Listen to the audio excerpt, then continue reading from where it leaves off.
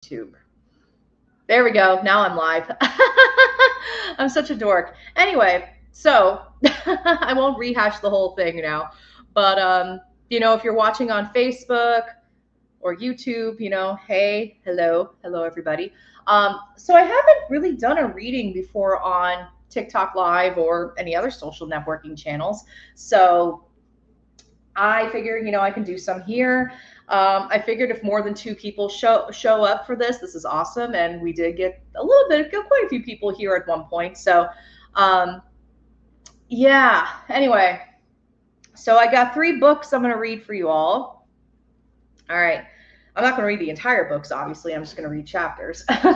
So anyway, but yeah, I know a lot of people are joining just now. Some of you may have seen the video that I made about how people did not show up to my reading. I was told this was a thing at Dragon Con. I definitely know why this happens, because the reading room is in the basement of the Hyatt Hotel. And it's also right next to kids programming. So, there's some blockers, or some paper cuts, as we say at my job. There's some paper cuts to get to the room. So I will say, when no one showed up, I was not surprised. So I think that helped the sting of it. And I know a lot of people were like, oh, are you okay? Are you okay? And I'm like, I'm fine. And it's also part of the curse of being a self-published author sometimes is, sometimes you're not very well known, or you're known, but in certain spaces. And I had a few people chime in telling me that I didn't even show up on the Dragon Con schedule, or my reading wasn't on the Dragon Con schedule. So, which is mind blowing, but that might explain something too. But I'm also trying to think of, strategically next year, if I go back to Dragon Con, exactly how would I promote myself, so to speak. So, but yeah, if you're watching on Facebook, YouTube, TikTok, let me know in the comments. Say hey. Let me know that you're here. Let me know where you're tuning in from. I saw some people from Maryland. I saw quite a few people coming in from all over, which is awesome. So anyway, got a couple books. I got 3 books I'm going to read from this evening. So we have One Bed Over, A Hospital Haunting. This was the story of my spirit attachment that I had right after my really bad car accident. Lasted for about 8 months. I was featured on Haunted Hospitals from this story, and there's actually a new show coming out that's featuring the story too, called Paranormal Revenge. If you're in Canada, you'll get to see it. And then I'll also read from this book, The Hamptonville Hauntings, which is all about the Trivett Clinic, which is in Hamptonville, North Carolina. It is a clinic. It was also a supper club and a nursing home and a private residence. But this clinic is rumored to be haunted by over 70 ghosts. And, 70 ghosts. And after investigating there for quite a bit, I don't think it's too far-fetched. So, and then, obviously I'll also be reading from Women of the Paranormal, which is my latest release. And if you're on TikTok, you're seeing this backwards. But it does indeed say Women of the Paranormal. Yeah. Yay, I hit my rose goal, which is awesome. It's on TikTok. All right, Facebook user ID. I can't see who you are. Hello from Virginia, but I am saying hello back. Cool. So, where would you like me to read from first? So we have Women of the Paranormal, One Bed Over, and Hamptonville Hauntings. So, where would you like for me to read from first? Let me know in the comments. So we got 3 different options here. Oh, Vicky, hey, Vicky's on Facebook. Yeah, let me know where you want to hear from, what book you wanted me to read from first. Hamptonville Hauntings, One Bed Over, or Women of the Paranormal. All right. I see some comments coming in. Hey, Becca. Okay, Women of the Paranormal from Beach Mama. Okay, I got a vote for One Bed Over. Okay, I got another vote for Women of the Paranormal. One Bed Over. Wow, it's kind of 50-50. Interesting. Oh, we got one for Hamptonville Hauntings. I know why I didn't see it. It was under author signings and not tagged to X-Track. I'll remember that. Oh yeah, that's a good point. My reading was not tagged to any particular track, so that's a big one. I'm trying to think of what I can do next year to better promote it. All right, votes are still coming in. Okay. So I got one vet over. Okay, I got 2 for one vet over. I got a lot for women of the paranormal, so I think it might be women of the paranormal. So, yeah, maybe we'll do that. And of course, one of my cats is going to be meowing a lot, which is always great. All right, so we'll start with women of the paranormal. So, do you want to hear about, let's see, there's 38 women in this book. So, let's see, how can we choose? How can I choose the woman? So, we can either choose like a woman who was more into science. We can have a woman who was like a psychic medium. We can have a trailblazing woman. So a woman that like who started it all. Yeah. Oh, this is a good question. Who is your favorite? My favorite, oh, that's a good one. So my favorite would be, it's actually a tie. My favorite woman would be, well, it's a duo, so it'd be Radcliffe Hall and Una Trowbridge. Catherine Crow's another favorite. Oh, thanks for coming by to say hi. Hey, Jim. All right. Okay, I think I may. Let's start with the first ghost hunter. There is a chapter on Rosemary Ellen Guiley. Yes, she is towards the end. All right. So we're going to start with the first ghost hunter. Literally, the first ghost hunter was a woman. Believe it or not. You did not know this? Now you know. Catherine Crowe, the first ghost hunter. So, here we go. Before Hans Holzer, before Harry Price, even before the Society for Psychical Research, there was Catherine Crowe. At the very mention of Catherine Crowe's name, a wave of controversy follows for a couple of reasons. One being that she is often forgotten as one of the first paranormal investigators. 2 being that she was at the center of a scandal in 1854 that, for the most part, ruined her career and consigned her name into obscurity. As it turns out, this scandal may have been more fictional than fact. Before we dive deeper into Catherine's accomplishments and her career, it's important to know where she came from. Catherine Ann Stevens was born in 1790, and very little is known about her early life. It seems that she spent most of her childhood in Kent and didn't leave her hometown. She married Major John Crowe in 1822. Just a year later, she gave birth to her son. But the marriage was not a happy one, and in 1833, she asked Anglican writer Sidney Smith for help in getting out of the marriage. Now independent, Catherine was living in Edinburgh, Scotland. To make ends meet, she became a writer and started to enjoy much success. The majority of her writing consisted of short stories, many of which were ghost stories. She also wrote 5 novels, 2 plays, 2 volumes of short stories, and stories for children. 2 of her books were adapted into stage plays, the first being Susan Hopley, The Adventures of a Maidservant, adapted by George Dibdin Pitt. If his name sounds familiar, he was also the first playwright to adapt the story of Sweeney Todd on stage. The second book to be adapted for the stage was The Story of Lily Dawson, adapted by Edward Sterling. What's interesting about Sterling is that he also adapted many of the stories by Charles Dickens into plays. Let's see, just take a pause. Hi from San Diego on YouTube. So, all right, it's evident that Catherine had a talent for telling stories, and she had a leaning towards spooky and the supernatural. She was also very curious about the world around her and how the brain reacts and processes information. This was evident when she proclaimed herself as a disciple of the noted phrenologist George Combe. While phrenology is considered as a pseudoscience today, it was a tremendous improvement on the study of mental illness and personality traits of the time. Phrenology measured bumps on the skull to predict mental traits.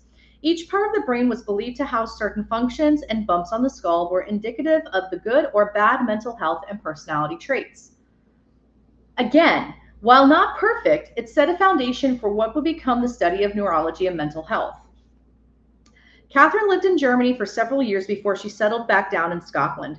Her groundbreaking book, The Night Side of Nature of Ghosts and Ghost Seers, was published in 1848 and is no doubt her most successful book. She took inspiration from the German term for the darkest part of the night, or when the earth is furthest away from the sun. Before publishing The Night Side of Nature, Catherine translated the Seeress of Provence by German physician Justinus Kerner. This particular book was about a German clairvoyant and mystic by the name of Friederike Hoff, who went into convulsions and trances that were so overwhelming she was bedridden. In that same year, the Fox sisters started the spiritualism movement, but it didn't come to the United Kingdom until 1849. So it's interesting. 1848, Catherine Crowe publishes The Night Side of Nature, and that same year in 1848, the Fox sisters pretty much discover spiritualism. Coincidence? I don't know. One could say that the timing was absolutely perfect. It's important to note that The Night Side of Nature was written without spiritualist influence, and it was certainly a woman-produced text that was the spark that kindled the spiritualism movement in England. Ghost stories and the spiritualism movement gave women space to express themselves and exist, even under the watchful and controlling eye of the patriarchal society. Catherine also considered herself to be a spiritualist and became a strong advocate for the movement when it reached Britain in 1849. Spiritualism became popular in the United Kingdom in the 1850s. Its quick rise to prominence in the Victorian era wasn't surprising given the amount of death and trauma that resulted in lack of closure and unresolved grief. Spiritualism became a tool of healing for many. Charles Dickens reviewed The Night Side of Nature in the Literary Examiner and said that the book was one of the most extraordinary collections of ghost stories that has ever been published. So, Catherine and Charles were friends at one point. He further stated that Crowe can never be read without pleasure and profit and can never write otherwise than sensibly and well. From Charles Dickens. Charles Dickens, said all this stuff about Catherine Crowe.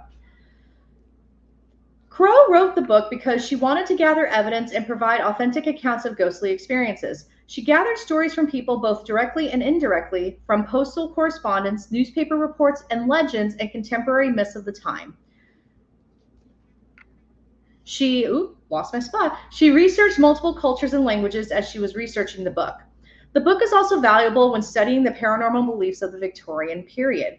Catherine describes phenomena that we now call out-of-body experiences, crisis apparitions, extrasensory perception, wraiths, apparitions, time slips, and even near-death experiences. Even more extraordinary, she is credited with bringing the German terms doppelganger and poltergeist into English usage for the first time. Yeah, holy cow. Another important fact to understand about The Night Side of Nature is that the paranormal experiences described were considered mundane, meaning that there wasn't some elaborate dark and stormy night or spectacular paranormal investigation. It was truly a realistic view on how often these experiences happen to people. There's no drama surrounding the stories. It is truly one of the first depictions of supernatural experiences as normal and not taboo. The catalog of phenomenon and investigation methods Catherine included in The Night Side of Nature would later set the foundation for the Society of Psychical Research, which was established in 1882. In just 6 years, there were 16 editions of the book published. Catherine was also one of the first people to research the concept that women are more spiritually intuitive and receptive to paranormal experiences, because this skill was commonly believed to be more developed in women than men. Interesting, too. All right, so clearly Catherine Crowe did all these amazing things. What went wrong? What happened? After the publication of The Night Side of Nature, Catherine continued to write and make a living. In 1852, she relocated to London. Sadly, an event would tarnish her reputation and is likely the reason that Catherine's legacy fell into some obscurity. In 1854, it was reported that Catherine was found wandering the streets of Edinburgh naked, holding nothing but a handkerchief in one hand and a card case in the other. Rumors circulated that Catherine believed that the spirits had made her invisible, and she was soon taken to Hanwell Asylum in London, where she eventually recovered. Charles Dickens wrote letters to friends and even the publication The Zoist to spread the word about the incident, saying specifically that Catherine was stark mad and stark naked. However, Catherine refuted the claim. It should be noted that while Charles Dickens and Catherine Crowe were once on friendly terms that have changed during the later years of their lives for unknown reasons. Dickens went from praising Catherine to spreading rumors about the alleged scandal in Edinburgh. Why would Charles Dickens circulate a damaging personal story that may not have been true? At this time, Dickens was a mesmerist, and mesmerists and spiritualists did not get along. Remember, Catherine Crowe was a spiritualist. In fact, mesmerists who were followers of F.A. Mesmer, who invented a process similar to hypnotism to put others into a trance, were very eager to discredit spiritualists as much as they could, as they were considered rivals. The Zoist is also a mesmerist publication. Perhaps there was an incident with Catherine, as she noted in her letter, but it seems that incident was highly exaggerated. In a letter that Dickens wrote to Emile de la Rue, he said, "There is a certain Mrs. Crowe, usually resident in Edinburgh, who wrote a book called The Night Side of Nature, and rather a clever story called Susan Hopley. She was a medium and an ass, and I don't know what else. The other day she was discovered walking down her own street in Edinburgh, not only stark mad, but stark naked too. She is now under restraint, of course." What is sad is that the news was being spread around in London while Catherine was sick in Edinburgh, and she had no idea what was being said about her until she was in London herself. Once she found out about the rumor, she wrote a counter to the Daily News on April 29, 1854 that said, "Sir, I am very sorry to trouble the public about my private maladies or misfortunes, but since the press has made my late illness the subject of a paragraph stating that I have gone mad on the subject of spirit rapping, I must beg leave to contradict the assertion. I have been for some time suffering from chronic gastric inflammation, and after a journey to Edinburgh and a week in considerable fatigue and anxiety, I was taken ill on the 26th of February, and was certainly for 5 or 6 days, not more, in a state of unconsciousness." Just going to say hi. Hello, Crystal. During this aberration, I talked of spirit rapping and fancied spirits were directing me because the phenomenon so-called have been engaging my attention, and I was writing on this subject. But I was not and am not mad about spirits or anything else, thank God. Though very much out of health and exceedingly debilitated, I have been residing in London for the last 5 weeks. I am now at Malvern trying what hydrotherapy will do for me.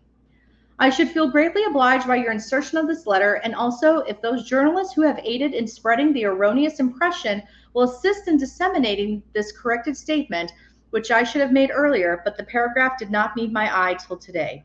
I am, sir, your obedient servant, Catherine Crowe. So sad times. So Robert, she had gastroenteritis. So she was exceedingly sick, and this was an ongoing health condition that she had. So I don't know if she was drugged or roofied. There's no evidence indicating so, but interesting observation to point out. All right, so here's what happened that we know of. When Catherine was 64 years old, she found herself incredibly ill with a high fever, more than likely due to gastroenteritis, and one letter indicated that it was food poisoning. In her journal, she did say that she lost a few days' worth of memories, likely due to the fever, but she recovered in just a few days. One can argue that Catherine was not hopelessly insane, as Dickens said.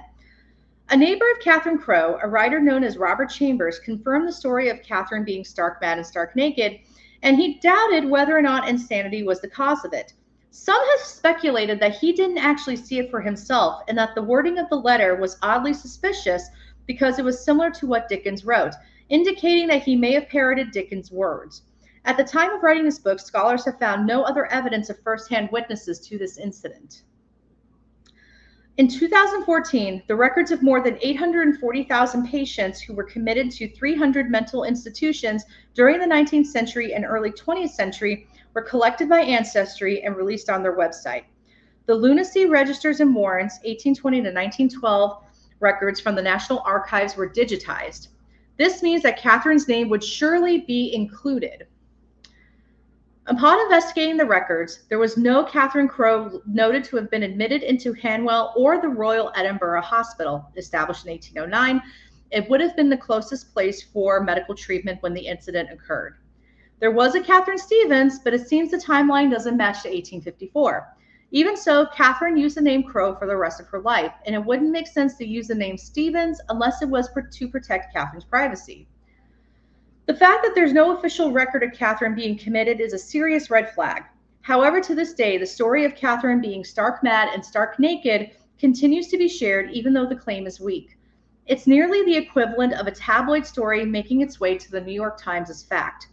Sadly, Catherine's career never quite recovered from the story. Today, Charles Dickens is a well-loved author, especially for his works like A Christmas Carol and Oliver Twist. However, there is a dark shadow side to everyone, and Dickens seemed to exercise his when it came to attacking Catherine and ultimately affecting her legacy. The first paranormal investigation. Let's see. I thought the same thing when I read it. Yeah. A lot of people are inviting me to go live, and I'm going to keep declining. So Catherine seemed to get a second chance to gain credibility in her paranormal investigation career after the scandal in Edinburgh. In 1859, she published a book called Ghosts and Family Legends, a volume for Christmas. The book came from a series of evenings in a large country mansion with several people in late December. In the preface, Catherine says that in late December, she was hosting several evenings of parties that included dancing, cards, music, billiards, and more. Then she says a serious misfortune that occurred to one of the party brought the group together each evening to share their own experiences with ghosts, death, paranormal mysteries, and more. Each chapter is broken down by the evening. In the final chapter, the 8th evening, Catherine was asked to share a ghost story, and she tried to get out of it by saying that everything one needs to know would be in the night side of nature. Her audience pleaded, so she recounted her investigation at a haunted house, even though she thought it wasn't all that exciting. This is the bread and butter of what makes Catherine a breakthrough paranormal investigator, and this could very well be the first real paranormal investigation. I do want to address this one about the drugged or roofied. Catherine Crowe had an ongoing issue with gastroenteritis and digestive issues. This was an ongoing thing that she was constantly seeking treatment for, and she would have flare-ups. So anybody who deals with like IBS or anything like with digestive issues, there can be flare-ups. So and it doesn't really make sense too that she would have been drugged or roofied, because one, where would it have happened? Because remember, she was 64 years old. It's not like she was going out. It's not like she was going out on the night on the town. And she kept her circle very small. So I'm not really on board with that theory, just because she did have ongoing health issues in regards to that, and it may have actually contributed to her passing. So, not to say that it wasn't possible, but considering that this was something that she was constantly dealing with, and again, she would have flare-ups. Like she was like, you can even in the letter that she had written to the newspaper. She indicates that this was an ongoing issue as well. So not really on board. I'm not really on board with that theory, but who's to say it didn't happen? I just think based on what I've read, I don't think it was anything being drugged or roofied. Possibly food poisoning, especially if she, Robert, so Robert, I see what you're saying, but it probably wasn't that, because flare-ups happen. And seeing Crafty says, I really think it was food poisoning combined with her gastric issues. I'm more inclined to believe that one, because it happens. It happens. Like if you already have gastric issues and then you eat something that doesn't agree with you, it can take you out. It can take you out. I don't believe she was walking down the streets of Edinburgh naked. I don't believe that. I think that something may have happened, whether she, oh, hey, Chris and Karen. I do believe that possibly she may have had like an incident, especially from a high fever, because, and that was a theory that I believe Brandon Matsuo mentioned, and he's a mental health, he's a licensed specialist. Fever can make people do some really, really wild things. So, and that's kind of the assessment was it was a fever. So not anything hallucinogenic or anything like that. So yeah, I try to be very careful when especially anything about being roofied or too much medication. Because, people have been interviewed about Catherine's condition and that doesn't seem to pop up. Oh, yeah. Hello from San Antonio, Texas. All right. Cool. All right. Let's hear about this paranormal investigation.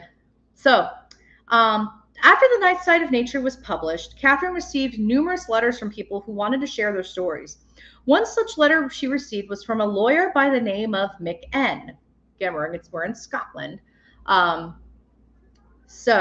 let's see. The letter intrigued Catherine enough to ask the lawyer to call on her. It turns out that McN's family owned a home in Edinburgh, um, and they couldn't hang on to tenants. Yeah, so Crafty, when I meant like hallucinogenic, I meant like like taking drugs or being roofied or anything like that. Um, yeah, I mean, other things can cause hallucinations besides fever. I just don't think it came from, being roofied or medicated. Um, all right, let's keep going. Okay, so it turns out the McN's family owned a home in Edinburgh and they couldn't hang on to tenants. They tried pricing down the rent as low as they could, but couldn't find anyone to rent the home to. The house was reputed to be haunted.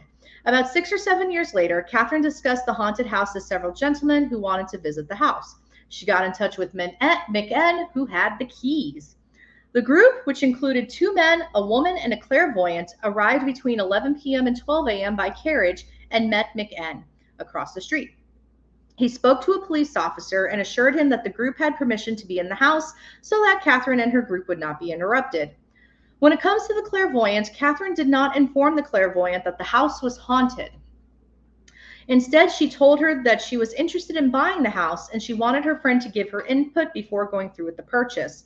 The reason for the late night visit was given that it was the only time that Mick N could show the house.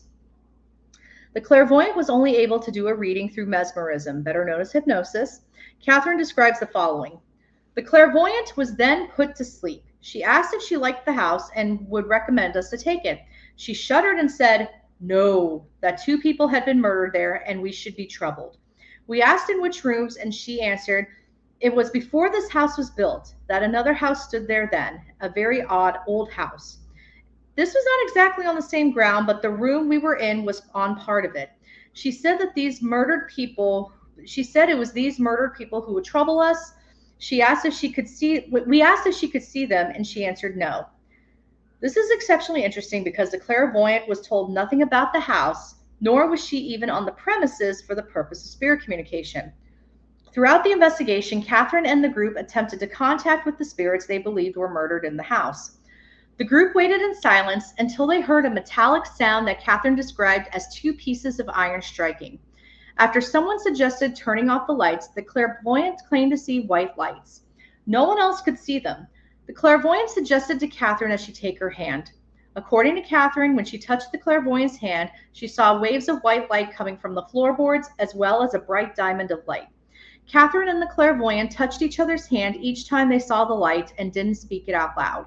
Catherine later expressed regret of not having the other members of the group involved in the hand touching to see if they too could see the lights. Let's see. Oh, hang on, y'all. I have somebody being extra in the comments on Facebook, of all places. Hey, Kira. We're gonna block this user. Okay. All right. There was a moment where Catherine did see a more vibrant light, but she didn't speak it out loud because she wanted to see if others could see the light. No one else said anything, not even the clairvoyant. Catherine does lament that the group didn't get great results. After McN came to unlock the door, the group walked to the carriage. Catherine asked the other members of the group if they saw the light, and they did not. McN interrupted Catherine, asking if the light she saw was it a bright spark of light like the oxyhydrogen light? She said yes. McN confirmed that the lights were often reported by witnesses and one of the major incidences of phenomenon that prevented tenants from staying long-term in the house. No explanations for the lights could be found. Catherine mentioned the murders that the clairvoyant claimed as well and believes they may have happened before the house was built. She recounted a story about a local man who was walking alone in the field when he ran into a woman who asked him to walk her home. She took him to a farmhouse. While he was inside, he saw something wrapped in a sheet underneath the table. Upon inspection, he saw it was a dead body. He escaped the house through a window, left town, and even left the country in fear that the woman was trying to frame him for murder. Catherine theorizes that perhaps this farmhouse sat on the site of the haunted house. It truly seems that this was the first time there was a paranormal investigation that most closely mirrors what paranormal investigators do today. Da, da, da, da. While others before Catherine were looking for ghosts or even just trying to exorcise them, Catherine was truly doing the investigation work with a skeptical eye, critical thinking, and using scientific methods. Could this make her the first legitimate paranormal investigator? I highly recommend reading the story for yourself. Much of the process that Catherine talks about in this chapter very much mirrors what a paranormal investigation would look like today. At the time of writing this book, no other account like this from an earlier time period exists. In the later 1850s, her success started to wane, so Catherine sold the copyrights to her work in 1861. After that, she relocated to Folkestone, Kent, and lived there until her death on June 14, 1872. She is buried in the Cheriton Road Cemetery in Folkestone.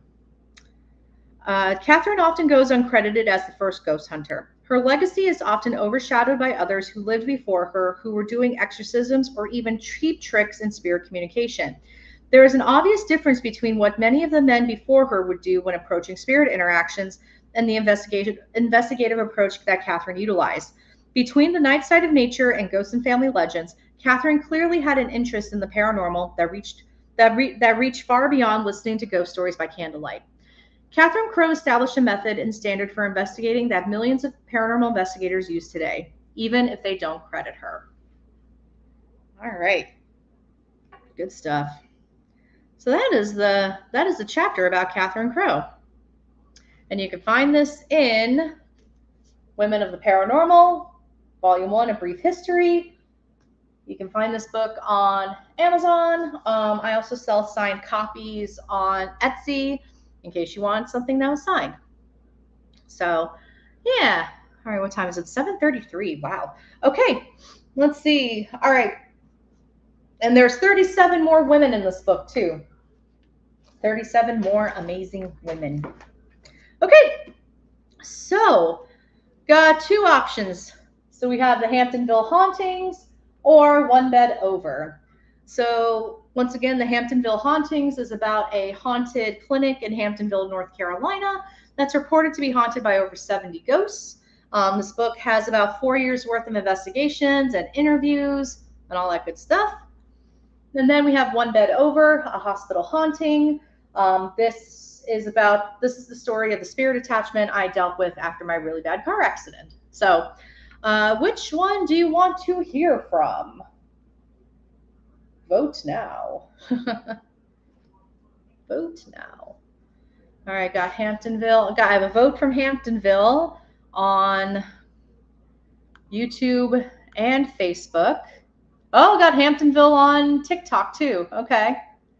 All right. I guess it's Hamptonville Hauntings. Cool. All right. Oh, got one for One Bed Over. Okay. So I'll do Hamptonville Hauntings and then I'll do One Bed Over. All right. I just need to find the chapter I want to read out of here. I already know what chapter I'd want to do, so we're good. Where is the chapter? The sign. Nope. Small town. Okay, yeah. So this is chapter 2. This chapter is called Musetta's Waltz. Musetta's Waltz. If you know, if you're familiar with Rent, the musical, Musetta's Waltz is from La Boheme, which was what inspired Jonathan Larson to write Rent. All right, so the date is May 26, 2018. 5 years ago, holy cow. Anyway, because our first experience at the Trivet Clinic left me with more questions than answers, I wanted to return as soon as possible. Luckily, I had booked multiple trips with Tim and Doug, the owners, so we were set. For a place that at first glance seemed to be just another rumored haunted location, the Trivet Clinic became so much more. This time, I would have my core investigators with me, Mary, Diana, and Anna. Mary is the team historian. Diana and Anna are the mediums. Diana had already visited the Trivet Clinic with me the first time. She was excited because she felt like she was going to be visiting old friends. I had similar feelings. I really wanted to figure out which ghost said tag during our first visit. The voice sounded a little older than a young child, so I wasn't confident that it was Majesty. Majesty is one of the children that is believed to haunt the Trivet Clinic. Furthermore, I wanted to solve the mystery of the wardrobe and what made the door open by itself. Was Emily really trying to tell us that she was there? Why was there such a negative feeling associated with the wardrobe? Again, I was left with more questions than answers. As we made the drive from Raleigh to Hamptonville on May 26, 2018, we were hit with heavy rain and thunderstorms. That made me wonder if we were going to make it to the Trivia Clinic in one piece. But as we got closer to Harmony Gardens, the rain reduced slowly, but surely, making the drive less harrowing. We even stopped and attempted to save a small cat that Diana spotted on the side of the road. Given that the majority of our team are cat people, this was something that shouldn't surprise anyone. The first stop I wanted to make was to see Dr. Trivett's grave. I hadn't realized this at the time, but he was buried about 7 minutes away from the clinic at the Union Grove United Methodist Church. The timing couldn't have been more perfect. As Diana pulled into the church parking lot, the rain had finally stopped. We were treated to a beautiful, partly cloudy sky with sunshine. The cemetery was small, modest, and well kept. The first thought we all had was how long would it take to locate Dr. Trivett? Now we just need to find Dr. Trivett, Mary said as we navigated through the muddy lawn. It's a family plot, so we should be seeing a large headstone, I replied. Indeed, I was right. As soon as I glanced over to the left, I saw a huge headstone. Trivett. It was a family plot. On the family headstone was a medical emblem. I assumed it was to recognize Dr. Trivett's profession. Right at the foot of the family headstone was a marker recognizing the doctor's military service as a Corps medic. About a foot away, I found Dr. Trivett's marker. It was simple. His name, William A. Trivett. His birthday, January 18th, 1888. The day he died, December 20th, 1938. He was 50 years old when he suddenly passed. To his right, there was his wife, Gwendolyn H. Trivett. I noticed other places had named her Laura Gwendolyn Trivett. Given her maiden name was Hartley, I assumed this was what the H was for. The dates were consistent. Born March 6, 1906, died June 11, 1984. The complexity of her life still astounded me. She was 32 when her husband died. She could have remarried, but she didn't. 46 years after her husband died, she was laid to rest next to him. Was this a love story for the ages that we would never know about? To the left of the large Trivett headstone was another one that also held the name Trivett. It was not a marker for a family plot. It was the headstone for Dr. Trivett's parents, Amos and Delia. It looked like Amos had died in 1926 and Delia died in 1933, a year after the Trivett Clinic opened. I took a moment to pay my respects to the family, knowing that we would be in their clinic a short drive away. I wonder where the rest of Dr. Trivett's siblings are, I pondered. If they weren't members of the Methodist Church, they wouldn't be buried here, said Mary. She was right.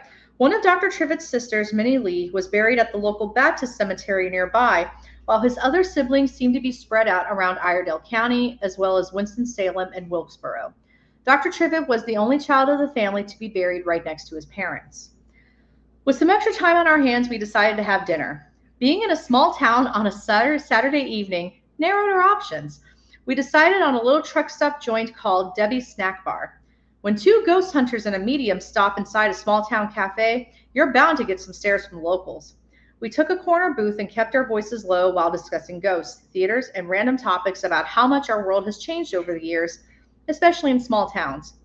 After a delicious meal, we headed over to Harmony Gardens. As soon as we got closer to the location, I became excited for Mary, as she was going to see the Trivett Clinic for the first time. We pulled into the nursery area, and it was like walking onto a fairy tale wonderland once more. The abundant, colorful blooms in the garden were gorgeous, and in the greenhouse, we saw a cat lounging and peering at us through the dusty windows. I was curious, wondering what the other cats on the property see and experience, since animals observe the world around us through keener senses, leading to different perspectives than ours. Soon, Anna and her boyfriend Sam arrived as well. It was going to be their first time at the clinic, and I can already tell that Anna's psychic senses were going nuts. Only a few minutes passed before I saw Tim pull in. His big smile warmed my heart as I waved to him. That's Tim's dog. Fancy was wagging her tail in the passenger seat.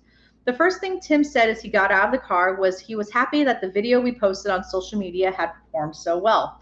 I introduced Mary, Anna, and Sam to Tim and Diana gave him a big hug. It honestly felt like coming home. The welcoming atmosphere of the nursery and the clinic is something that can't be matched. Unlike other locations where the building looms over visitors like an intimidating stranger eager to frighten them, the Trivet Clinic reminded me of a grandparent standing in the yard with open arms. We started walking towards the clinic when Tim and Doug offered to let Anna and Diana pull right up to the front door. This was a welcomed offer since it was lightly raining. After the cars were parked, we ventured inside the clinic. I gave Anna and Sam a few minutes to walk around so she could get her reading of the area before Doug started his tour. Anna immediately picked up little Emily and the wardrobe. Anna's abilities to accurately read the presences of a location never ceased to impress me. It seemed like Doug was also impressed, and he trusted her abilities. As I glanced at the guest book and saw my name there from the last visit, I looked at an old photo of the Trivet family. I reflected on how the family were all buried in separate places upon their death. Dr. Trivet was literally the middle child out of 9 children. There were 4 before him and 4 after him, and yet he was the only one who came home to take care of his parents. At least that's how it looks on paper. Oh, hello, England. On the same table as the family photo, there were printouts of newspaper clippings that confirmed the story of the Trivet Clinic having 24 rooms. Babies were born there, the rest home, the supper club, and more. Yet one story stood out. William and Gwendolyn were driving home late at night after attending a funeral. A man on the side of the road had a gun and shot at their car twice. The man was never arrested, according to the article. As I listened to the tour continue, I made a note to myself to look further into this story. I stood next to Tim, and he couldn't take his eyes off the kitchen. "Do you hear that?" he asked. At first I heard nothing. "What do you mean?" I inquired. "There's a funny noise coming from the kitchen," he said. Then I heard it. Thump, thump, thump. It honestly sounded like someone was messing around the kitchen. Tim and I looked at each other with amused bewilderment. We walked into the kitchen, and the activity stopped. "I think we scared it away," he said. A few minutes later, the group came back from the downstairs and announced that we were heading down into the basement. As we descended down, the familiar damp smell came back, and soon enough, we were standing on the compass painted on the floor. Doug told the group about Majesty and her ball, Polly and Helen and Jimmy. Doug concluded the tour, and we headed back upstairs. Before Tim and Doug left, I asked them about Mrs. Trivet. Doug enlightened me, telling me how she was a music major and an opera singer. She and Dr. Trivet lived in Pennsylvania before coming back to Hamptonville to look after his parents. Apparently, she wasn't a fan of small-town life, and she was known to drink excessively. I thought this was fascinating. After they left, the team congregated in the dining room kitchen area, and we decided that we would start on the second floor and work our way down.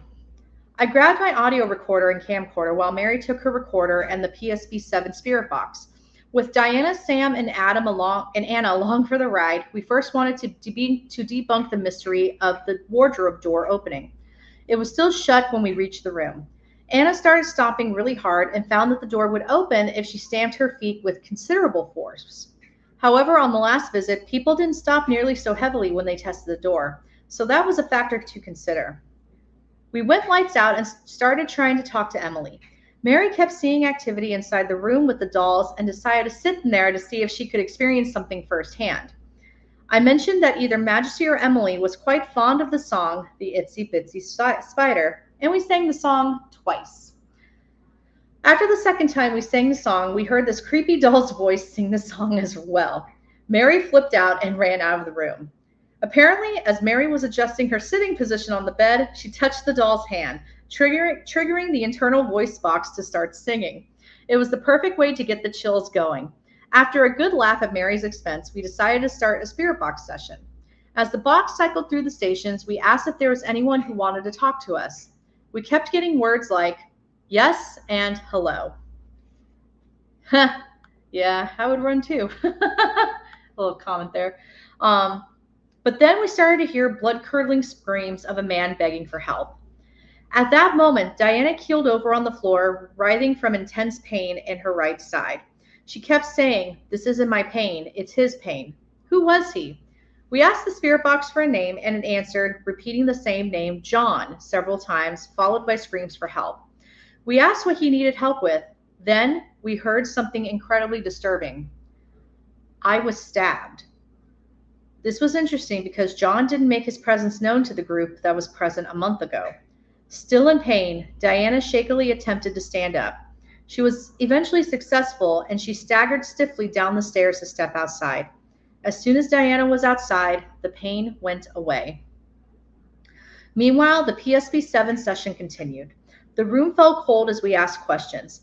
Anna said that John was stabbed by his mother and that she was trying to convince him to cross over into the light. John had no interest in doing so because his mother was in the light. His concern was reasonable. As soon as we brought up the idea of crossing over, a female voice mockingly said, "Okay," like she wasn't taking us seriously. Diana came back inside. It wasn't long before she started to feel that stabbing pain in her right side again. It seemed that Diana was receiving John's pain. Perhaps this was his attempt to communicate. Soon enough, Diana had to leave again as the pain intensified. This time, Anna went with her.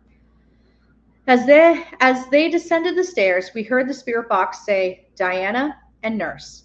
Considering that Diana is a nurse by profession, it made sense. When Diana heard her name, she came back, ever the noble investigator. Unfortunately, our attempts to get John to cross over were unsuccessful, and Diana had to leave the area again because the pain was too much to bear. In between John's cries for help, we also heard a child going from giggling and laughing to screaming. It was perplexing. It felt like there were multiple spirits trying to talk to us at the same time, and only the loudest were coming through. Soon, we saw a light dash down the hallway to the room where the wardrobe sat. After that, the activity subsided. We took that as a sign to go downstairs. However, we got stopped in our tracks as the EMF meter began to go off.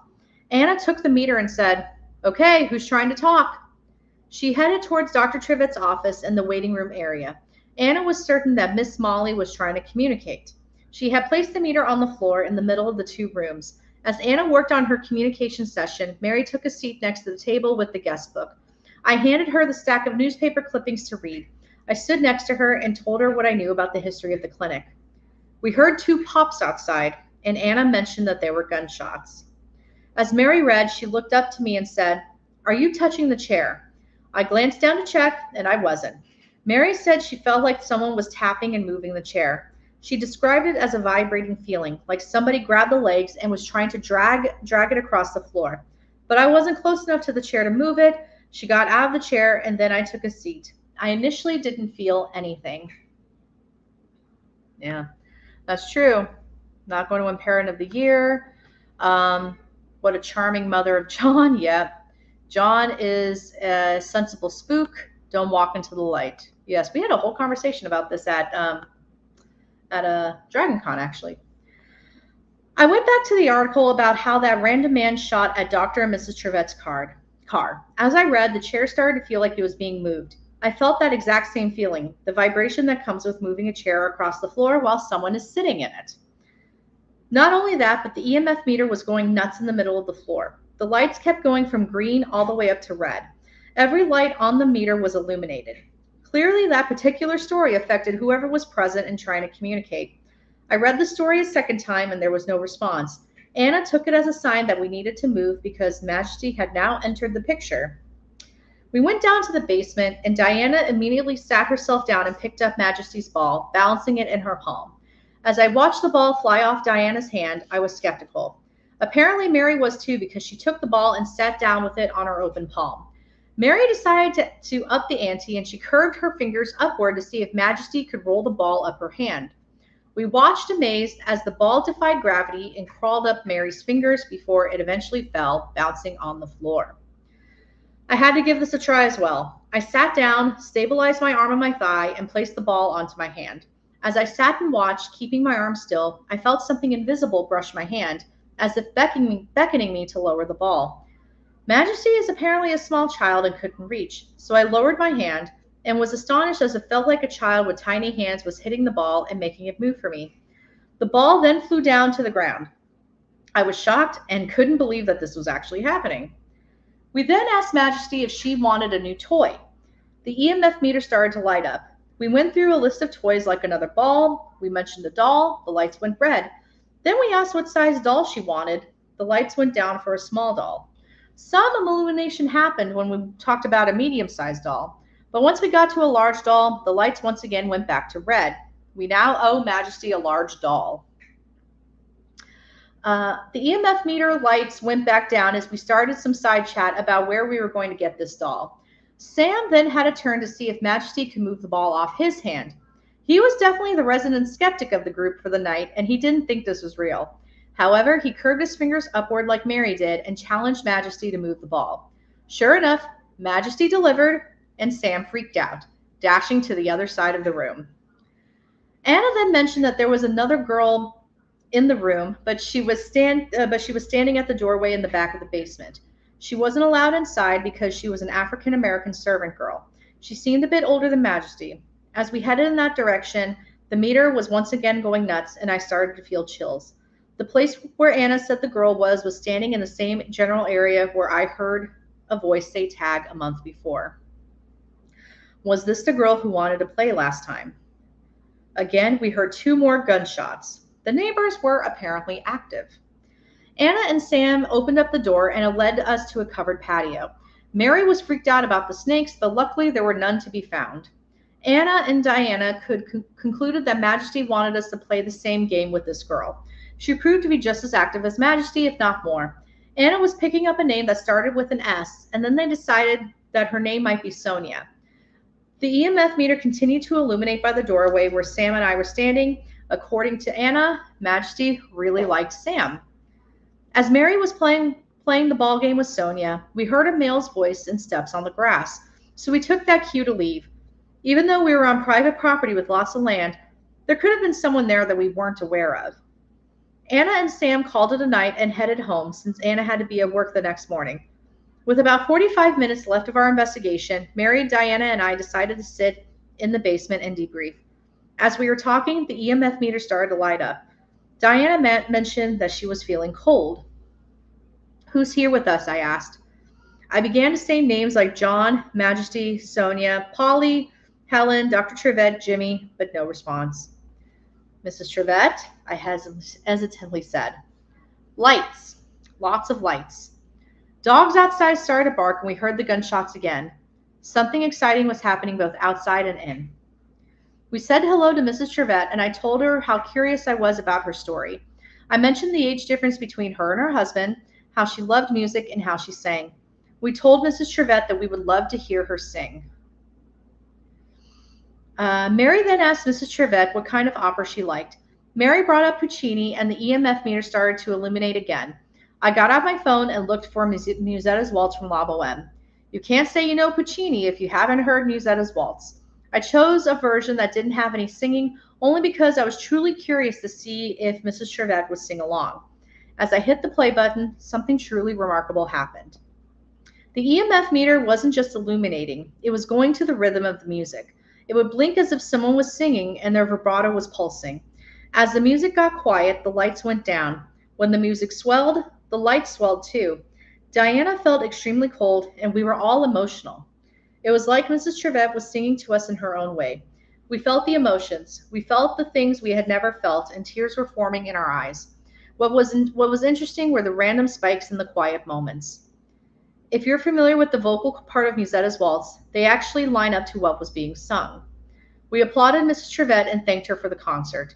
We brought up how next time we needed to bring some champagne with us and listen to opera, and the EMF meter blinked in rapid movements as if she was excited.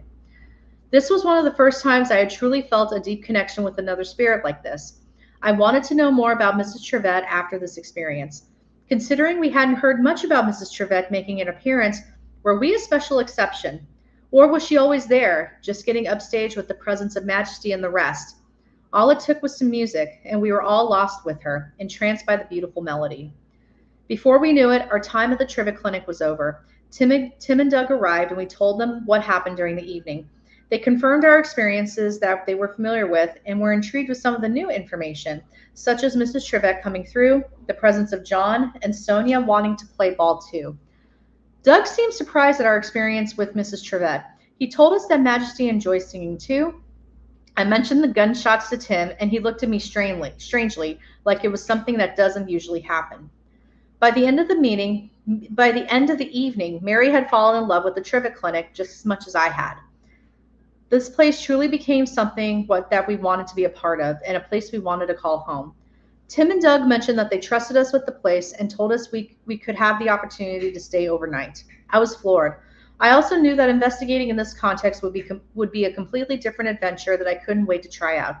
Given that we had so much activity with a small group, I got the impression that the ghosts of the clinic are more than willing to play host. However, a larger group tends to overwhelm them and they might not be as responsive. I learned that having a small group was key, and being as open as possible to whoever and whatever may communicate with us.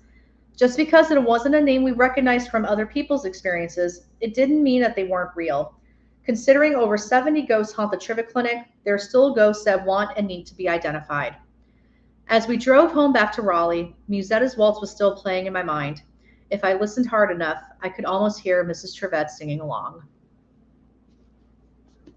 All right, and that was from the Hamptonville Hauntings, Ghosts of the Trivia Clinic. That was an interesting sound, whatever that was. Yeah, that's probably one of my favorite chapters. And that was actually one of the first chapters I wrote. When I was debating writing the book, I just started writing about the different investigations that I had and what I could remember, looked at my notes, looked at videos, and yeah, that was actually the first chapter I wrote. So it was a wild experience. I love the Trivia Clinic. It's a fantastic place to investigate. Oh, thank you for the applause. Yeah, so it's the Hamptonville Hauntings, Ghosts of the Trivia Clinic. It's on Amazon.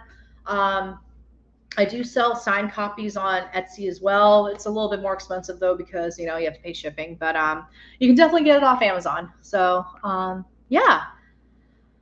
Okay, let's see. So we're almost at time, but I do have time for one more, and I'll read out of One Bed Over, a hospital haunting.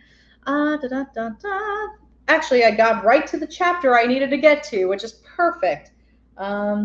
Okay, this is a 7-page chapter. So, you have snakes and neighbors firing guns, and you stayed ghost hunting. Yes, we did. Yes, we did. This was a rural area. I mean, neighbors are shooting guns. All right. Oh, Kira, if you pick up the book, let me know. I'd love to hear what you think.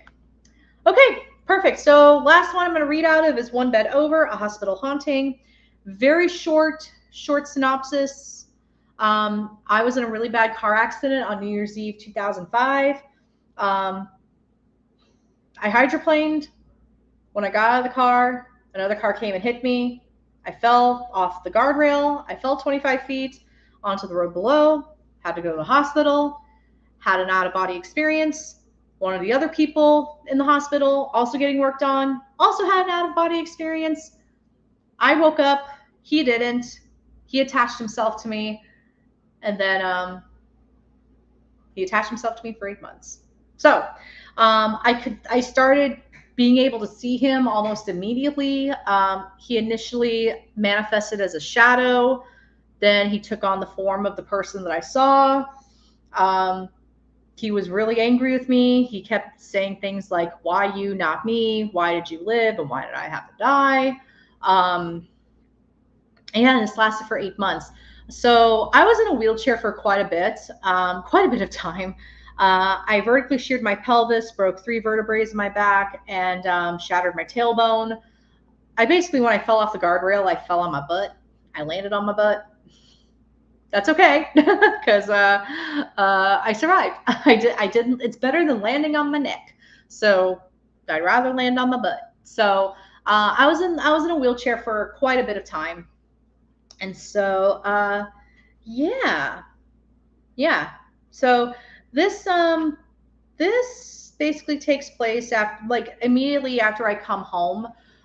So something that my friends did after I came home. I couldn't go back to school for the semester because of the accident. So my friends, they're awesome. What they would do is that they would kidnap me, essentially. They would take me out of the house. They would take me to school. They would take me to the beach. They would come over once a week and have movie nights. So they really made sure that I had, I was still seeing people, and, I still had my friends around and I wasn't isolated. So I took that for granted. They were pretty awesome people, and I'm still friends with them. So, no, that's weird, Kelly.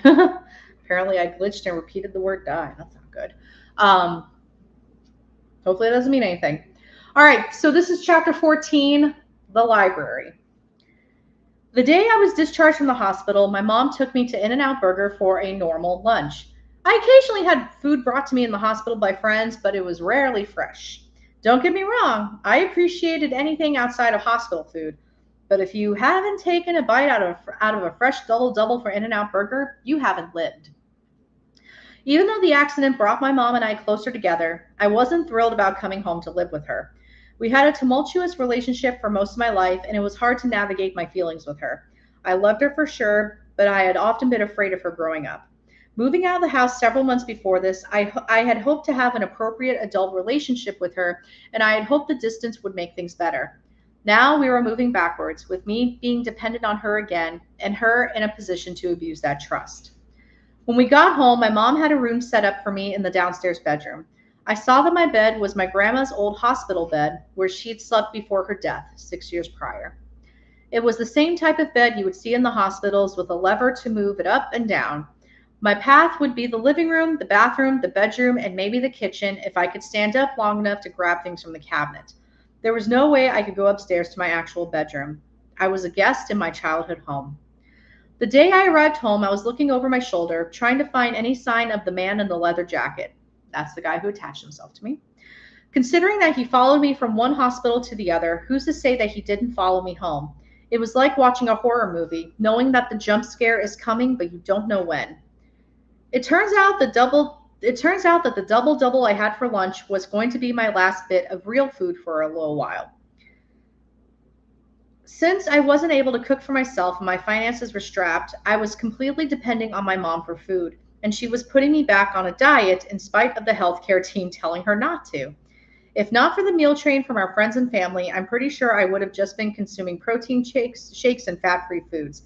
I eventually adjusted, but my energy levels definitely reflected the lack of calories. For a bit, it was quiet at home. When my mom went to work, I was in my wheelchair watching TV, reading books, or browsing the internet. My mom was careful to only put healthy food at wheelchair level in the kitchen. I had to sit on one of those benches in the shower since I still wasn't able to stand for very long. Since my wheelchair didn't fit in the bathroom, there was a walker at the doorway ready to guide me to the shower, sink, and toilet. I'm pretty sure I had a glimpse into what my life would be like once I became elderly. Nighttime was filled with me sitting awake in the dark, looking for signs of the man in the leather jacket. Eventually, I would fall asleep with Family Guy or Friends playing on my DVD player. I didn't dare fall asleep in pitch black. However, about a week after I arrived home, I started to sense him again. I would see shadows out of the corner of my eye. Maybe I was going mad. There were times I would hear a man whisper my name in my ear. I would turn, but he was gone. The man in the leather jacket had a few different forms. There was the terrifying post-accident look where his skin was mangled with his shredded jacket. Then there was his more normal look with everything intact. Today, I wondered if he was able to control how he presented himself, or if his exterior look reflected how he felt emotionally. Either form, it was terrifying. When the man finally manifested, I was in my most vulnerable position, in the bathroom. It took me a while to sit down and stand back up in my walker. I was sitting on the toilet, pumping myself up to stand when I heard a bang in the hallway outside the bathroom doorway. Because my wheelchair was at the doorway and I was the only one using the downstairs bathroom, I didn't close the door. When I heard the bang, I darted my head to the doorway to see what was happening. There he was. The man was standing there in the doorway, glaring at me in full form. It looked like he did when I was having my surgery. His skin was bloody and mangled, and he looked absolutely angry. I froze with fear. I tried to gather the strength to stand up, but I couldn't do it. There's nothing more terrifying than seeing something horrifying and being unable to move to get away. The man was standing at my only exit and blocking me in. I didn't know what to do. I closed my eyes and tried counting to 10.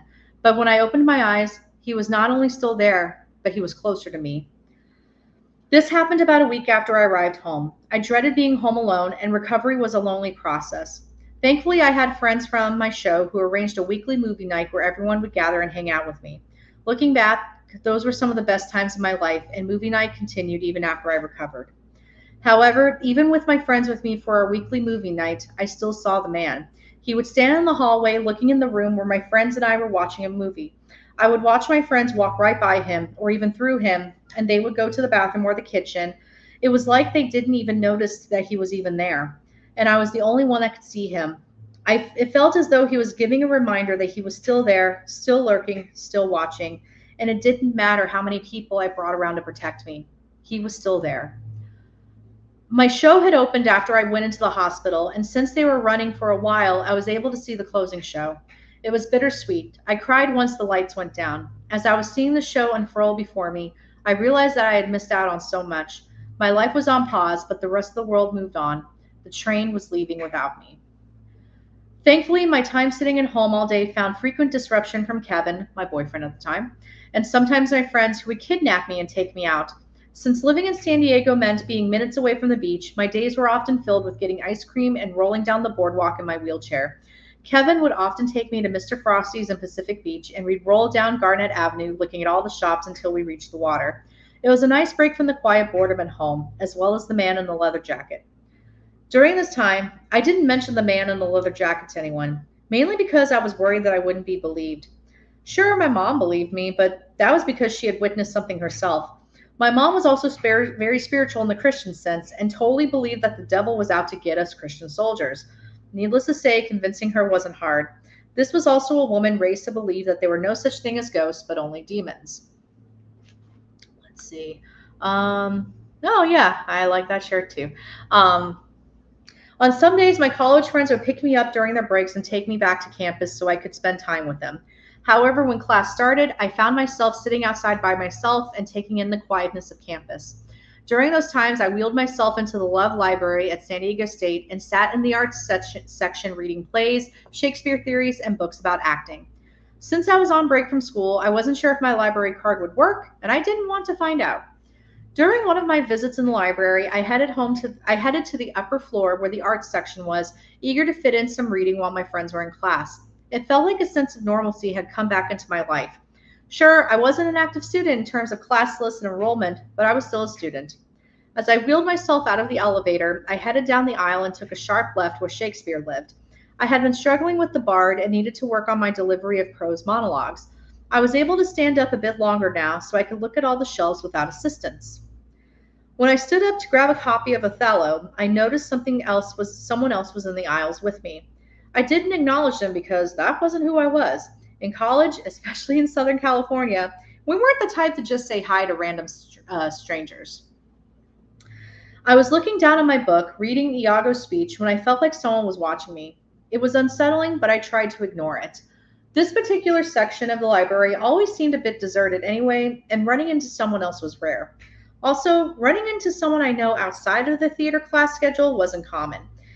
Eventually, the feeling was too much and I looked up. I didn't see anyone down the aisle, and since this was during a busy block of classes, there was rarely anyone on this floor with me.